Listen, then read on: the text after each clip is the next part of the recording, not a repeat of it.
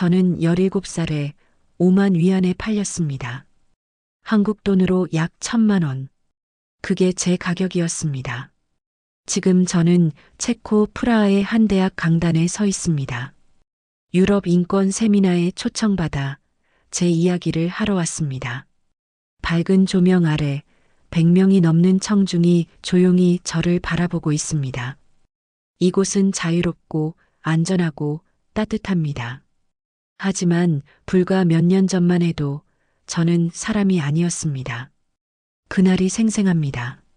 담배 연기 자욱한 작은 방. 저와 제 친구 그리고 2명의 다른 여성이 벽에 기대 앉아 있었습니다. 앞에는 5명의 중국 남자들. 그들은 우리를 훑어보며 말했습니다. 이 애는 몇 살이야? 17입니다. 너무 어린데? 일은 시킬 수 있어? 얼굴은 괜찮네. 근데 좀 말랐어. 한 남자가 제 팔을 잡아 일으켰습니다. 저는 떨면서 고개만 숙이고 있었습니다. 그리고 들렸습니다. 가격을 흥정하는 소리가. 이에 얼마야? 5만 위안이요. 너무 비싸. 4만. 얘 어려서 오래 부릴 수 있어요. 4만 5천. 4만. 더는 못 줘. 돈다발을 세는 소리가 들렸습니다. 그 순간 저는 깨달았습니다. 아, 나는 지금 팔리고 있구나. 4만 위안. 800만 원. 그게 내 값이구나. 영수증도 서류도 없었습니다. 그저 현금과 사람이 교환될 뿐이었습니다. 브로커가 말했습니다. 잘 데려가세요. 마치 물건을 넘기듯이. 저는 북한에서 자유를 찾아 국경을 넘었습니다. 중국에 가면 살 수 있을 거라 믿었습니다. 친구와 함께 꿈을 꿨습니다. 거기 가면 일할 수 있대. 돈 벌어서 한국도 갈 수 있대. 하지만 두만강을 건너자마자 기다리고 있던 건 자유가 아니었습니다. 인신매매였습니다. 저는 상품이 되었고 가격표가 붙었고 팔렸습니다. 어떻게 여기까지 왔을까요? 어떻게 그 지옥에서 벗어나 이 자리에 설 수 있었을까요? 이 이야기는 단지 저 한 사람의 이야기가 아닙니다. 지금 이 순간에도 수많은 탈북 여성들이 같은 일을 겪고 있습니다. 국경을 넘는 순간 자유 대신 인신매매를 만납니다. 더 많은 분들이 이 현실을 알아주셨으면 합니다. 그래서 이 영상을 만들었습니다. 구독과 좋아요는 이 이야기가 더 많은 사람에게 닿을 수 있게 해줍니다. 지금부터 제가 어떻게 북한을 떠나 중국에서 팔렸고 그곳에서 어떻게 살아남았으며 결국 어떻게 진짜 자유를 찾았는지 그 전말을 들려드리겠습니다. 제 이름은 한소연입니다. 이건 제 이야기입니다. 제 이야기는 북한 함경북도의 작은 도시에서 시작됩니다. 2009년 제가 15살이던 해까지만 해도 우리 집은 그럭저럭 버틸만 했습니다. 아버지는 지역 공장에서 일했고 어머니는 장마당에서 작은 장사를 했습니다. 저는 중학교에 다니며 친구들과 웃고 떠들었습니다. 가난했지만 그게 우리 일상이었습니다.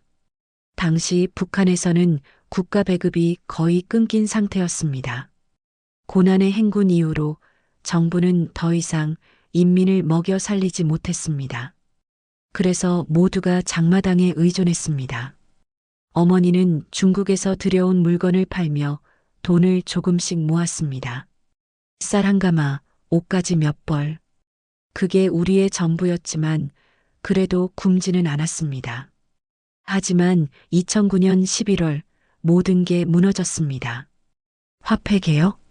어느 날 갑자기 방송이 나왔습니다. 국권 100원을 신권 1원으로 교환한다. 교환 한도는 가구당 10만 원. 그 이상은 그냥 휴지 조각이 되는 겁니다. 어머니가 10년 넘게 모은 돈은 200만 원이었습니다. 하루아침에 2만 원이 되었습니다. 어머니는 그날 밤 내내 울었습니다.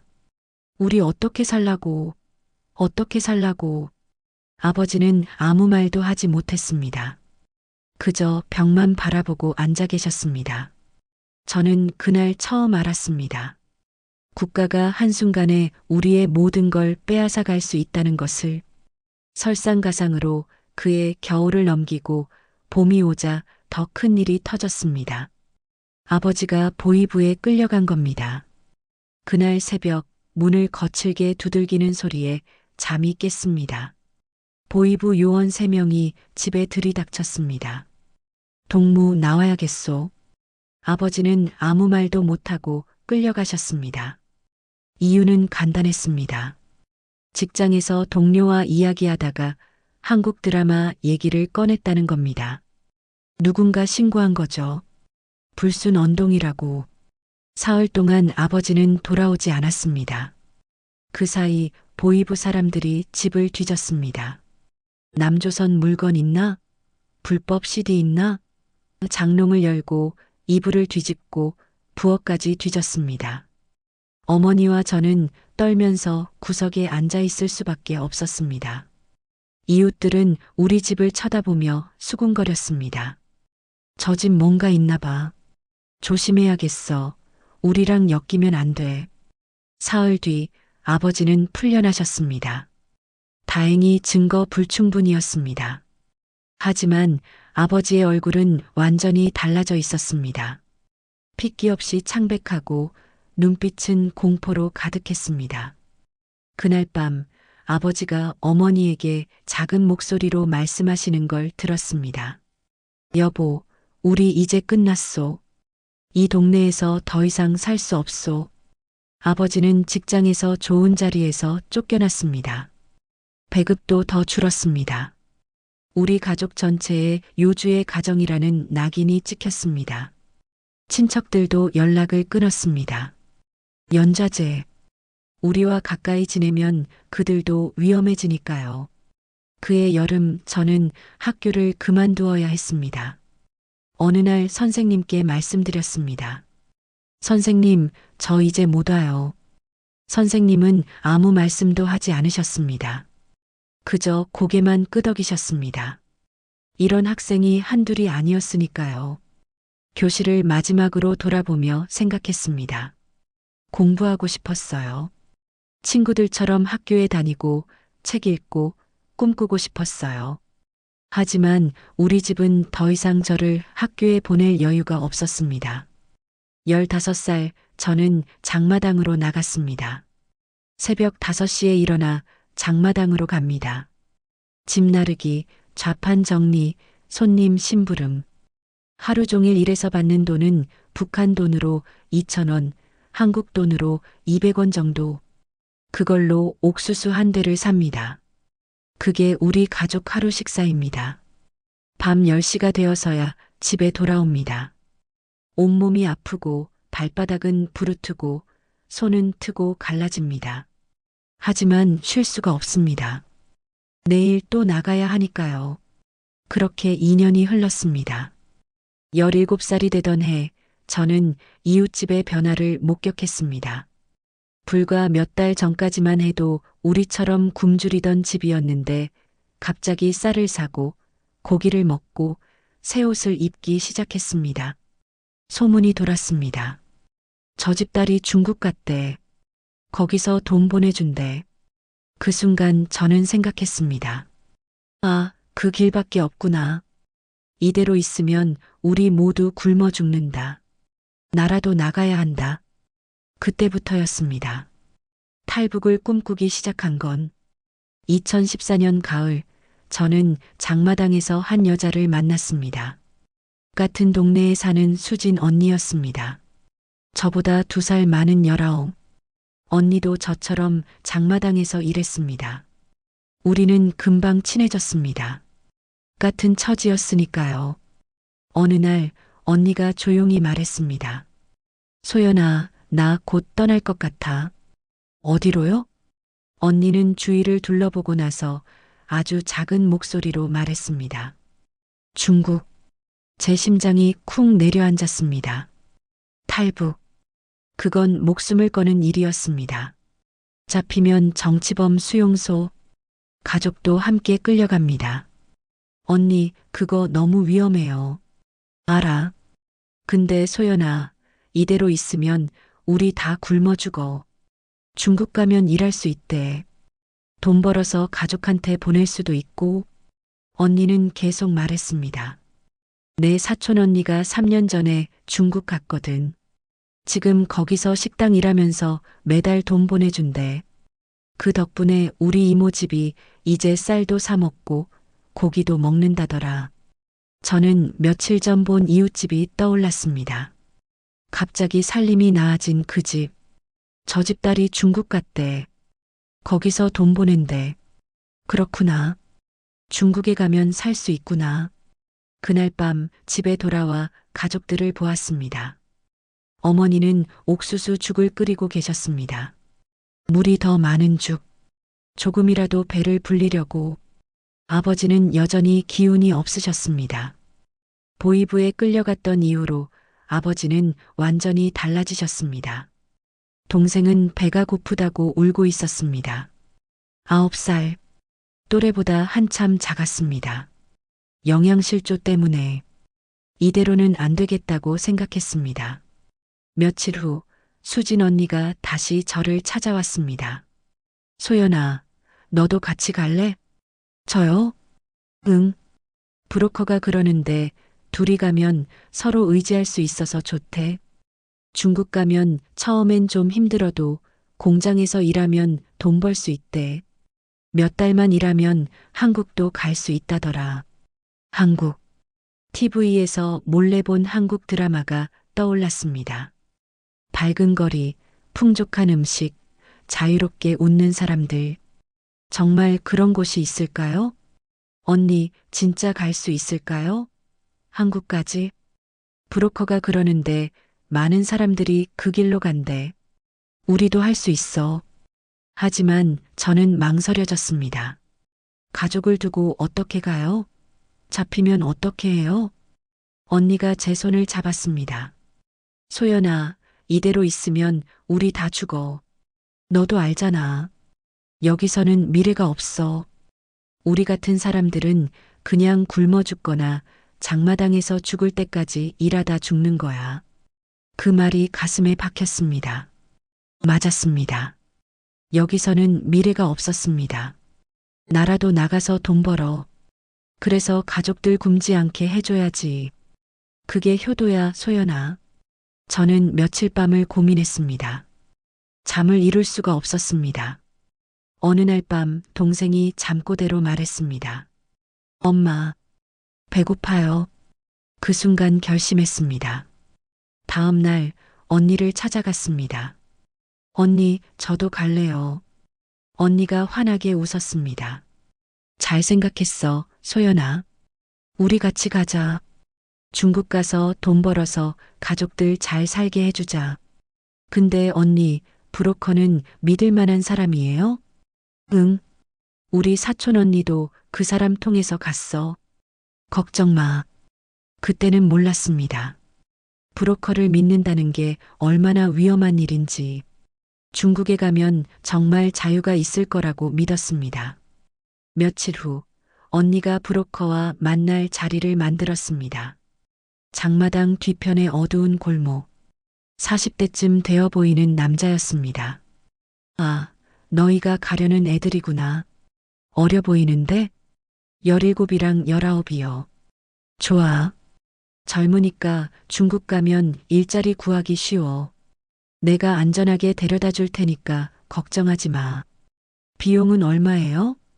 지금 당장 낼 필요 없어. 중국 가서 일하면서 갚으면 돼. 나 괜찮은 사람이야. 그 말을 믿었습니다. 그 사람이 괜찮은 사람이라는 걸. 언제 출발해요? 다음 달 초. 날 추워지기 전에 가야 강 건너기 쉬워. 집에 돌아와 가족들 몰래 작은 보따리를 챙기기 시작했습니다. 옷가지 몇 벌, 사진 한 장. 그게 전부였습니다. 가족들에게는 말할 수 없었습니다. 말하면 말릴 거고 혹시라도 정보가 새나가면 저뿐만 아니라 가족 전체가 위험해지니까요. 밤마다 잠든 가족들을 보며 생각했습니다. 미안해요. 하지만 제가 나가서 돈 벌어 올게요. 조금만 기다려 주세요. 언니와 저는 매일 만나 계획을 세웠습니다. 어떤 옷을 입고 갈지, 만약 잡히면 어떻게 할지, 중국 가면 어디서 일할지. 우리는 불안했지만 동시에 희망도 있었습니다. 소연아, 우리 꼭 성공하자. 한국까지 가자. 네, 언니. 우리 꼭 갈 거예요.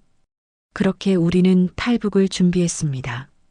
그때는 몰랐습니다. 국경을 넘는 순간 우리를 기다리고 있는 게 무엇인지. 2015년 1월 브로커에게서 연락이 왔습니다. 다음 주 토요일 밤 11시 장마당 뒤편에서 만나. 드디어였습니다. 저와 수진 언니는 떨리는 마음으로 준비를 시작했습니다. 가장 힘든 건 가족들에게 말하지 못한다는 것이었습니다. 탈북은 일가족 전체를 위험에 빠뜨립니다. 만약 제가 잡히면 어머니도 아버지도 어린 동생도 모두 연좌제로 처벌받습니다. 그래서 말할 수 없었습니다. 대신 거짓말을 준비했습니다. 며칠 동안 다른 지역 장마당에 일하러 갑니다. 몇 년 전부터 북한에서는 자력갱생이라는 이름으로 사람들을 더 이상 책임지지 않았습니다. 그래서 일자리를 찾아 이 도시 저 도시로 떠도는 사람들이 많았습니다. 우리의 부재도 그렇게 설명할 수 있었습니다. 준비물은 많지 않았습니다. 옷가지 몇 벌, 겨울 외투 하나, 양말 2켤레. 돈은 북한 돈으로 5만 원, 한국 돈으로 5천 원 정도. 몇 년 동안 장마당에서 일하며 조금씩 숨겨둔 돈이었습니다. 가족사진 한 장도 챙겼습니다. 몇 년 전 찍은 사진. 아버지, 어머니, 저, 동생. 우리 모두가 웃고 있는 사진. 그때는 아직 화폐 개혁 전이었고, 아버지가 보위부에 끌려가기 전이었고, 우리가 아직 희망을 가지고 있을 때였습니다. 출발 전날 밤 잠을 이룰 수가 없었습니다. 방 한쪽에서 동생이 곤히 자고 있었습니다. 9살. 영양실조로 또래보다 한참 작은 몸. 저는 동생의 얼굴을 한참 바라보았습니다. 동수야, 누나 곧 돈 벌어 올게. 너 맛있는 거 많이 먹여줄게. 학교도 보내줄게. 조금만 기다려. 부엌에서는 어머니가 기침을 하셨습니다. 어머니도 건강이 안 좋으셨습니다. 제대로 드시지 못해서 몸이 약해지신 겁니다. 엄마 미안해요. 말도 없이 떠나서. 하지만 이게 유일한 방법이에요. 제가 나가서 돈 벌어 올게요. 아버지는 거실에서 주무셨습니다. 보위부에 다녀온 이후로 잠을 잘 못 주무셨습니다. 가끔 잠꼬대로 아니요. 저는 아무것도 안 했습니다라고 말씀하시곤 했습니다. 아빠, 제가 꼭 성공할게요. 우리 가족 다시 웃을 수 있게 해드릴게요. 새벽까지 가족들을 바라보며 마음속으로 작별 인사를 했습니다. 그리고 작은 쪽지 한 장을 썼습니다. 다른 지역에 일하러 갑니다. 곧 돌아올게요. 걱정 마세요. 거짓말이었습니다. 돌아오지 못할 수도 있다는 걸 알았습니다. 하지만 진실을 쓸 수는 없었습니다. 혹시라도 보위부가 이 쪽지를 보면 가족들이 공범으로 몰릴 테니까요. 토요일 아침 평소처럼 일어났습니다. 어머니께서 옥수수죽을 주셨습니다. 소연아, 조심해서 다녀와라. 네, 엄마. 일 마치면 바로 와야 한다. 알았지? 네. 엄마. 가슴이 찢어지는 것 같았습니다. 어머니는 모르셨습니다. 이게 마지막 아침 식사가 될 수도 있다는 걸. 동생이 제 옷자락을 잡았습니다. 누나, 빨리 와야 돼. 누나 없으면 심심해. 그래, 동수야. 누나 금방 올게. 동생을 꼭 안아주었습니다. 동생의 마른 몸이 느껴졌습니다. 집을 나서며 뒤돌아보았습니다. 낡은 집. 하지만 제가 자라난 곳.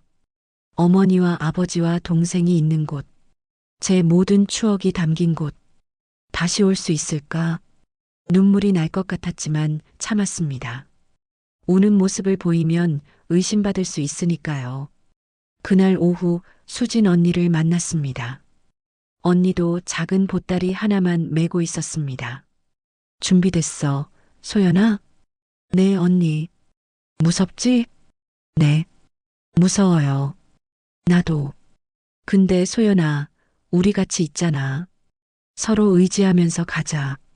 네, 언니. 밤이 되었습니다. 11시.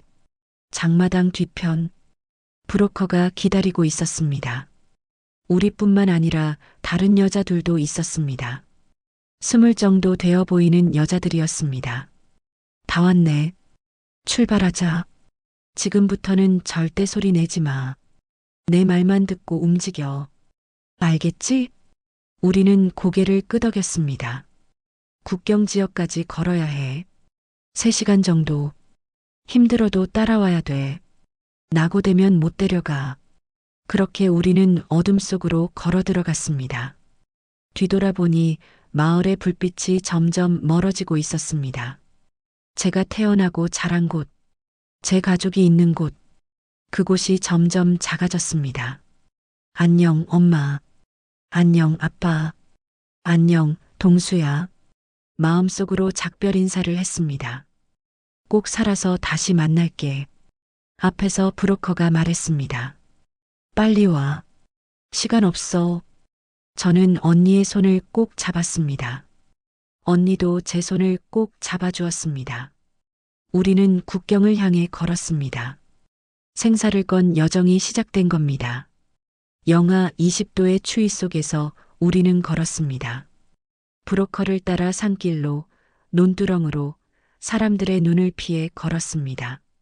가끔 멀리서 개 짖는 소리가 들렸습니다.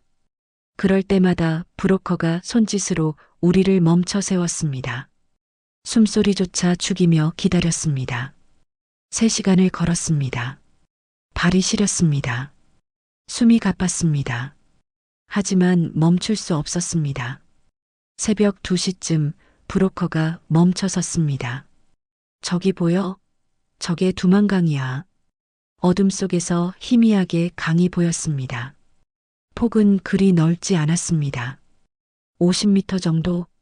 강은 얼어붙어 있었지만 완전히 얼지는 않은 것 같았습니다. 저기 건너면 중국이야.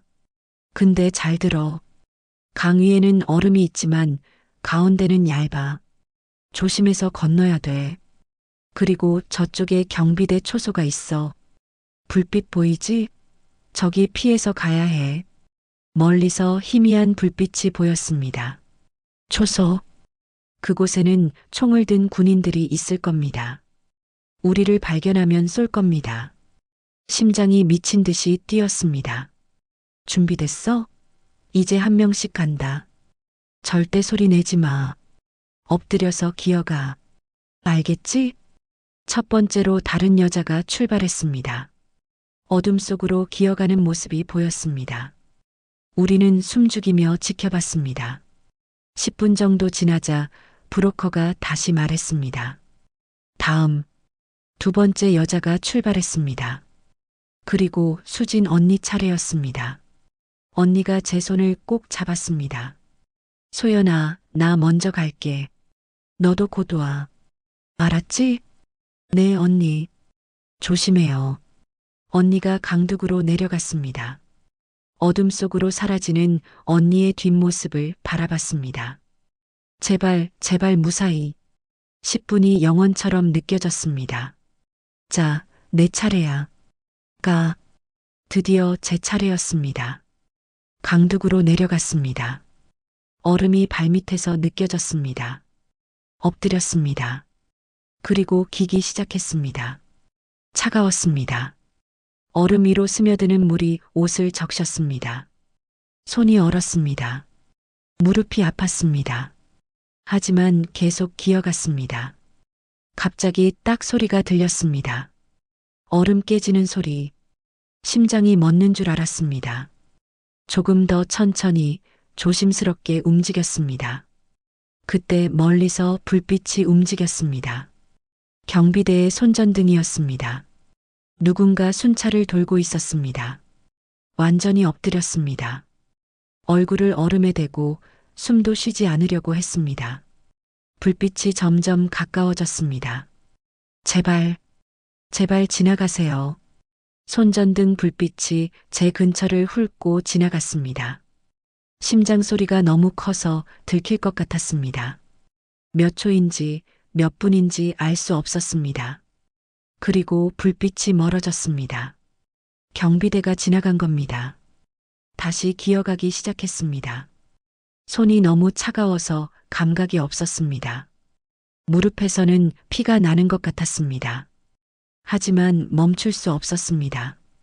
계속 기어갔습니다. 그리고 마침내 강둑에 도착했습니다. 반대편 강둑, 중국 땅, 헐떡이며 기어 올라갔습니다. 온몸이 떨렸습니다. 추위 때문인지 긴장 때문인지 알 수 없었습니다. 수진 언니가 저를 잡아 끌어주었습니다. 소연아, 해냈어. 우리 해냈어. 언니와 저는 서로를 껴안았습니다. 울고 싶었지만 참았습니다. 아직 안전하지 않았으니까요. 자, 빨리 일어나. 여기도 위험해. 빨리 움직여야 돼. 브로커가 재촉했습니다. 우리는 일어났습니다. 뒤돌아보니 두만강이 보였습니다. 그리고 그 너머 북한이 보였습니다. 제가 태어나고 자란 곳, 제 가족이 있는 곳, 이제 그곳은 강 건너편이었습니다. 엄마, 아빠, 동수야. 제가 해냈어요. 이제 돈 벌어서 보내드릴게요. 빨리 와. 차 있는 데까지 가야 돼. 우리는 다시 걷기 시작했습니다. 중국 땅을 밟으며 생각했습니다. 드디어 자유다. 이제 살 수 있다.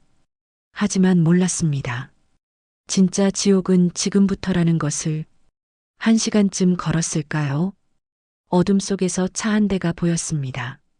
그리고 그 옆에 서 있는 낯선 남자들. 우리를 데려온 브로커가 그들과 악수를 했습니다. 그리고 돈을 받는 것 같았습니다. 뭐지? 저 사람들은 누구지? 불안한 느낌이 들었습니다. 자, 얘들아. 저 사람들이 너희를 일자리로 데려다 줄 거야. 잘 따라가. 네. 언니는 안 가요? 나는 여기까지야. 저 사람들이 이제부터 돌봐줄 거야. 브로커가 떠났습니다. 그리고 우리는 낯선 남자들과 남겨졌습니다. 한 남자가 중국어로 뭐라고 했습니다. 알아듣지 못했습니다. 차 타. 우리는 차에 탔습니다. 4명의 여자들, 그리고 남자 2명. 차가 출발했습니다. 어디로 가는지 몰랐습니다. 창밖으로는 점점 캄캄한 시골길이 보였습니다. 수진 언니가 제 손을 잡았습니다. 언니의 손도 떨리고 있었습니다. 괜찮을 거야. 공장으로 가는 거야. 일자리로 가는 거야. 그렇게 스스로를 안심시키려 했습니다. 하지만 가슴 한구석에서 불안이 커져만 갔습니다.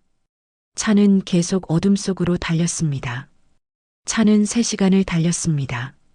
창밖으로는 점점 더 외진 시골 풍경이 지나갔습니다.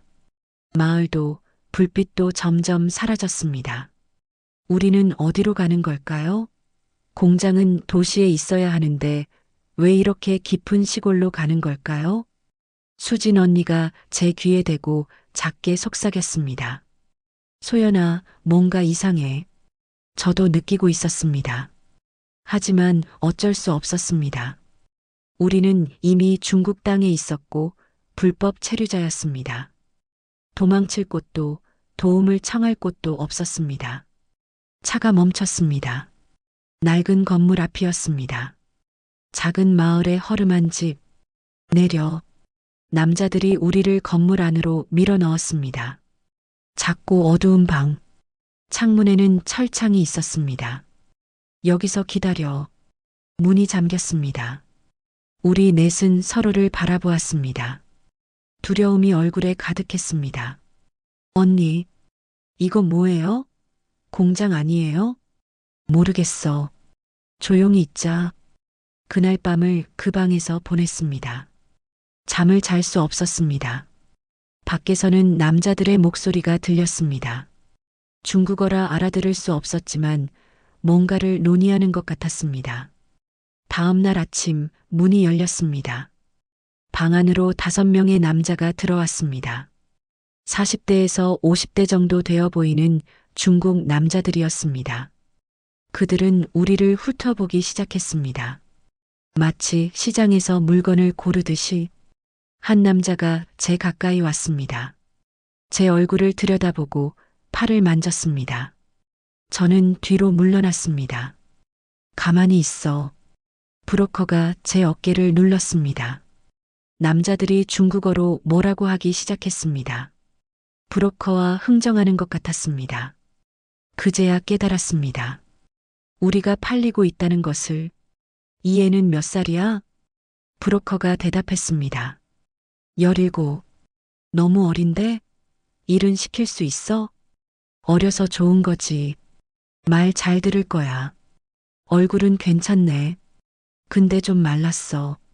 먹이면 살쪄. 걱정 마. 다른 남자가 수진 언니를 보며 말했습니다. 저 애는 좀 나이 들어 보이는데?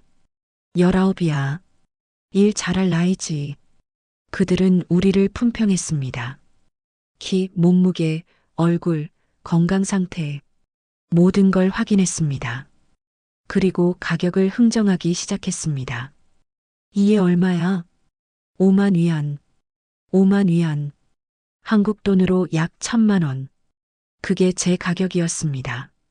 너무 비싸. 4만. 5만 위안이야. 어린애라 오래 부릴 수 있어. 4만 5천. 더는 못 줘. 좋아. 4만 5천. 남자가 돈다발을 꺼냈습니다. 브로커에게 건넸습니다. 브로커는 돈을 세었습니다. 저는 그 모든 걸 지켜보고 있었습니다. 돈과 제가 교환되는 순간을. 영수증도 서류도 없었습니다. 그저 현금과 사람이 바뀔 뿐이었습니다. 잘 데려가세요. 도망가면 연락해. 잡아다 줄게. 알았어. 남자가 제 팔을 잡았습니다. 가자. 안 돼요. 놓으세요. 저는 저항했습니다. 하지만 남자는 힘이 셌습니다. 수진 언니. 수진 언니도 다른 남자에게 끌려가고 있었습니다. 언니와 눈이 마주쳤습니다. 언니의 눈에는 눈물이 가득했습니다. 소연아. 언니. 우리는 서로 손을 뻗었지만 닿지 않았습니다. 그게 마지막이었습니다. 수진 언니를 본 마지막 순간, 언니는 어디로 끌려갔는지, 지금 어디 있는지, 살아있는지조차 모릅니다. 저는 차에 태워졌습니다.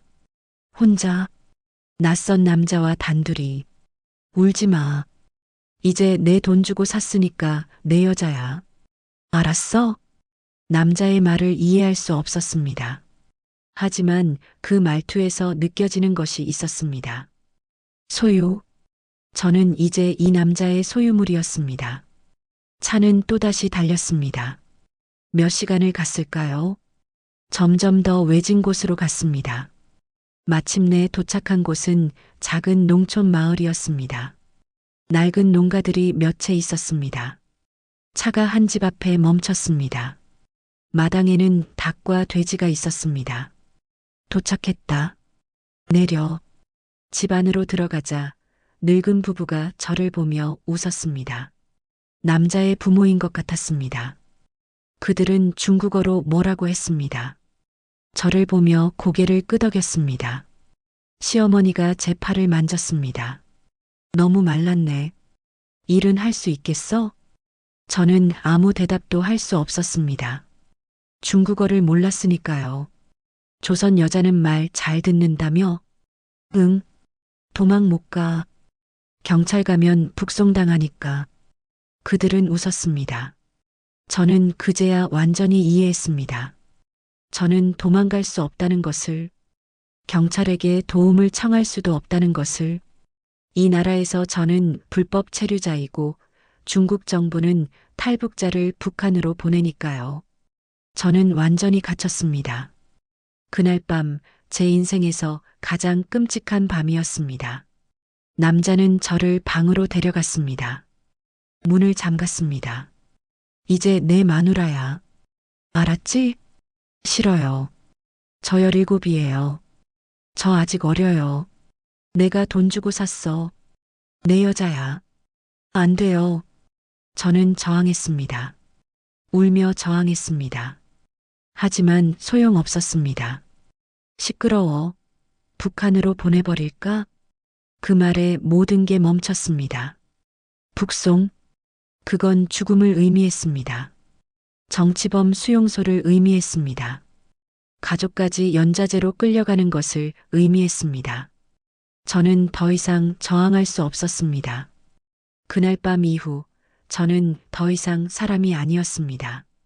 아침이 되면 일어나 밥을 짓고 청소를 하고 빨래를 하고 농사일을 도왔습니다.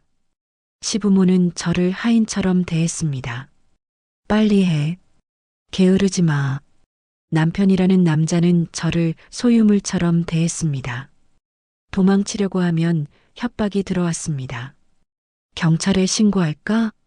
북한으로 보낼까? 외출은 금지였습니다.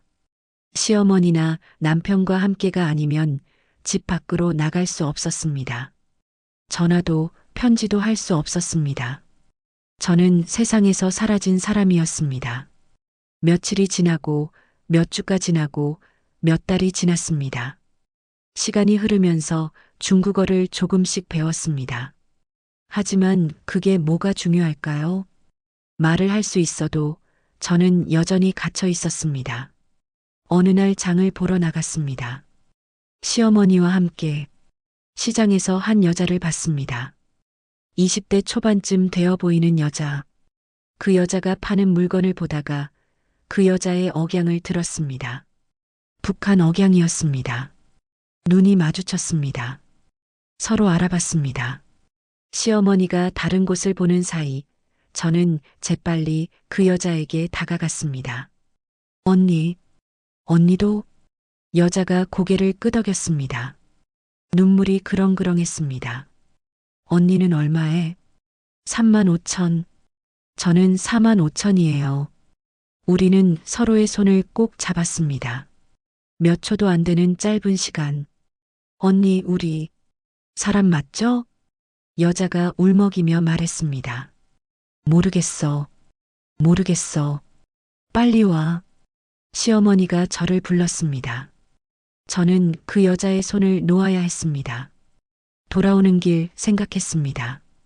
북한에서는 배가 고팠지만 그래도 사람이었습니다. 이름이 있었고 가족이 있었고 꿈이 있었습니다. 하지만 여기서는 배는 채우지만 사람이 아닙니다. 저는 물건입니다. 돈 주고 산 재산입니다. 이름도 없습니다. 그냥 조선 여자입니다. 밤마다 울면서 생각했습니다. 차라리 북한으로 돌아갈까? 하지만 돌아가면 정치범 수용소입니다. 가족들도 연자제로 끌려갑니다. 여기도 지옥, 저기도 지옥. 그렇게 2년이 흘렀습니다. 2년 동안 저는 매일 죽고 싶었습니다. 하지만 죽을 용기도 없었습니다. 가족 생각이 났습니다. 어머니, 아버지, 동생. 제가 이렇게 고통받고 있는지도 모를 거예요. 아니, 어쩌면 제가 죽었다고 생각하고 계실지도 모릅니다. 그리고 수진 언니. 언니는 어디에 있을까요? 언니도 저처럼 팔렸을까요? 살아있기는 할까요? 저는 매일 기도했습니다. 신을 믿지 않았지만 그래도 기도했습니다. 제발 이 지옥에서 나갈 수 있게 해주세요. 제발 한 번만 기회를 주세요. 그리고 마침내 2년이 지난 어느 날 기회가 왔습니다.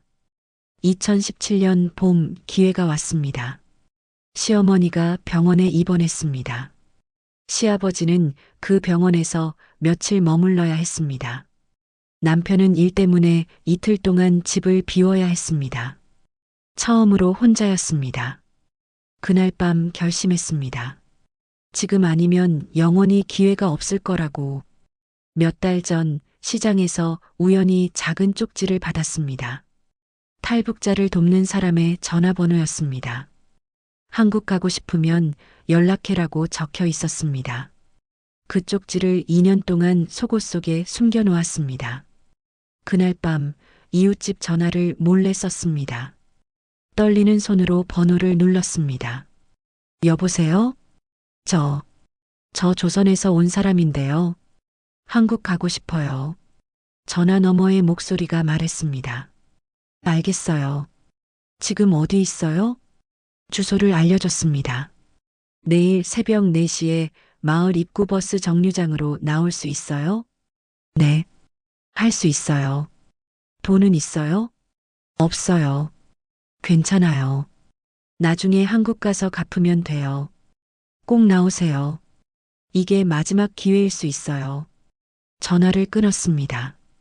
온몸이 떨렸습니다. 두려움 반, 희망 반. 그날 밤 한숨도 못 잤습니다. 새벽 3시 일어났습니다. 가져갈 것은 거의 없었습니다. 옷 한 벌, 그리고 2년 전 북한에서 가져온 가족 사진 한 장. 문을 열고 나왔습니다. 마을은 조용했습니다.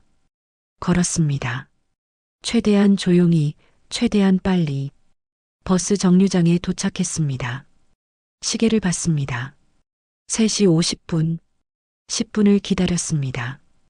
영원처럼 느껴졌습니다. 제발, 제발 오세요. 그리고 차 한 대가 다가왔습니다. 창문이 열렸습니다. 소연 씨? 네. 빨리 타요. 차에 탔습니다. 차가 출발했습니다. 뒤돌아보니 마을이 점점 멀어지고 있었습니다. 2년 동안의 지옥이 멀어지고 있었습니다. 이제 안전해요. 걱정 마세요. 운전자는 조선족 아저씨였습니다. 어디로 가는 거예요? 일단 베이징으로 가요.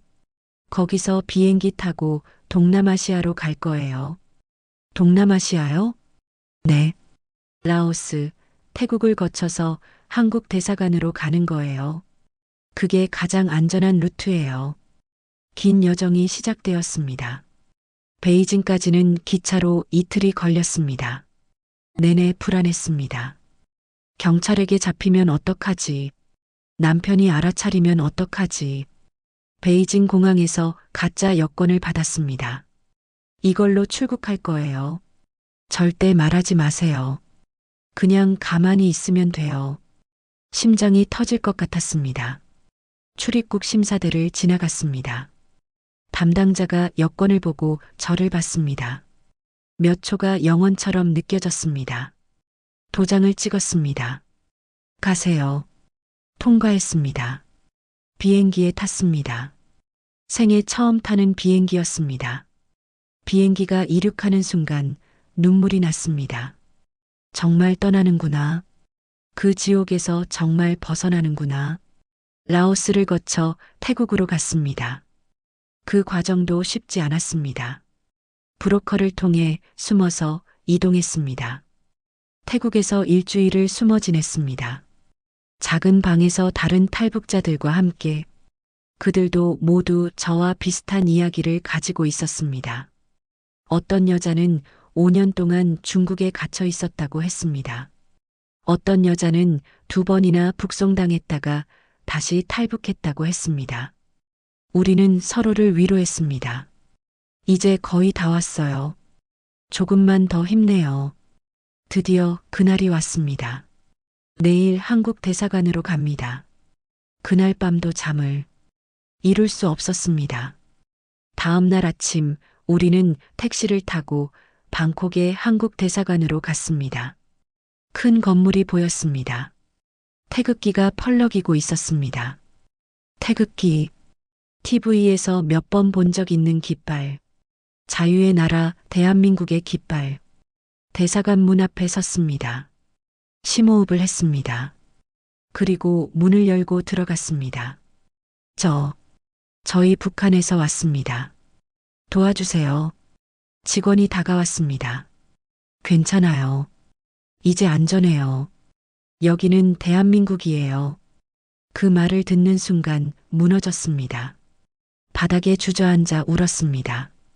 2년 동안, 아니 3년 동안 참았던 눈물이 쏟아졌습니다. 이제 괜찮아요. 한국으로 갈 수 있어요. 정말이었습니다. 정말 자유였습니다. 며칠 후 비행기에 탔습니다. 대한민국행 비행기. 창밖을 보며 생각했습니다. 수진 언니, 언니는 어디 있을까요? 살아있을까요? 언니도 자유를 찾았을까요?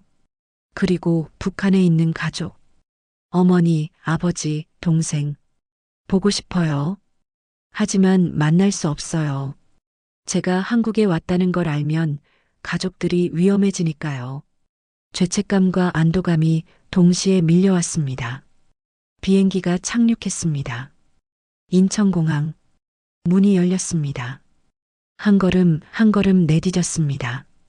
대한민국 땅을 밟았습니다. 저 해냈어요. 정말 해냈어요. 2017년 5월. 저는 드디어 자유를 찾았습니다. 인천공항에서 나와 버스에 탔습니다. 창밖으로 보이는 풍경은 믿기지 않았습니다. 밝은 거리, 높은 건물들, 자유롭게 걷는 사람들, 밤인데도 환한 불빛들. 정말 여기가 한국이구나. 자유의 나라구나. 며칠 후 하나원에 입소했습니다. 탈북자들을 위한 정착 교육시설이었습니다. 그곳에서 석 달을 보냈습니다. 처음으로 배웠습니다. 인권이라는 단어를, 인신매매라는 단어를, 성폭력이라는 단어를. 상담 선생님이 말씀하셨습니다. 소연 씨, 당신이 중국에서 겪은 일은 명백한 인권 침해예요. 인신매매이고 강제결혼이고 성폭력이에요. 그제야 알았습니다. 제가 겪은 일이 운이 나빴던 것이 아니라 범죄였다는 것을, 제 잘못이 아니었다는 것을. 당신은 피해자예요. 부끄러워할 필요 없어요. 그 말을 듣고 울었습니다. 2년 동안 품었던 수치심이 조금씩 녹아내렸습니다. 하나원을 나온 후 정착 지원금을 받았습니다. 작은 원룸도 배정받았습니다. 처음으로 제 방이 생겼습니다. 문 열쇠를 받았을 때 울컥했습니다. 이제 아무도 나를 가둘 수 없어. 내가 문을 열고 닫을 수 있어. 작은 자유였지만 저에게는 엄청난 것이었습니다. 밤에 혼자 거리를 걸어도 괜찮았습니다. 경찰을 봐도 도망가지 않아도 됐습니다. 누구에게도 허락받지 않고 편의점에 갈 수 있었습니다.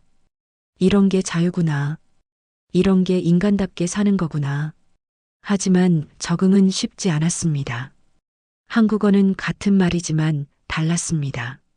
북한에서 동무라고 하던 것을 여기서는 친구라고 했습니다. 인민이 아니라 국민이었습니다.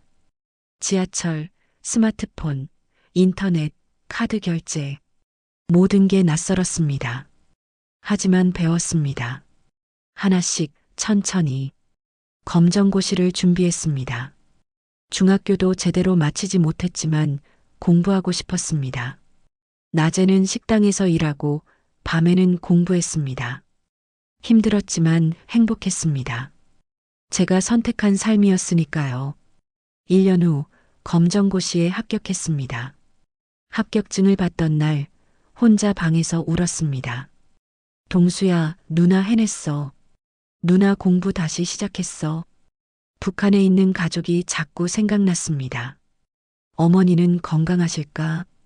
아버지는 아직 살아계실까? 동생은 얼마나 컸을까? 지금 15살쯤 됐을 거예요. 연락하고 싶었습니다. 하지만 할 수 없었습니다. 제가 한국에 왔다는 게 알려지면 가족들이 연좌제로 처벌받을 테니까요. 대신 중국에 있는 브로커를 통해 돈을 보냈습니다. 많지 않은 돈이지만 한 달에 한 번씩 그 돈으로 쌀이라도 사 먹었으면 좋겠다고. 죄책감이 들었습니다. 나만 자유로운 것 같아서. 그리고 수진 언니도 자꾸 생각났습니다. 언니는 어디 있을까? 살아있을까? 2019년 한 대학에서 초청이 왔습니다.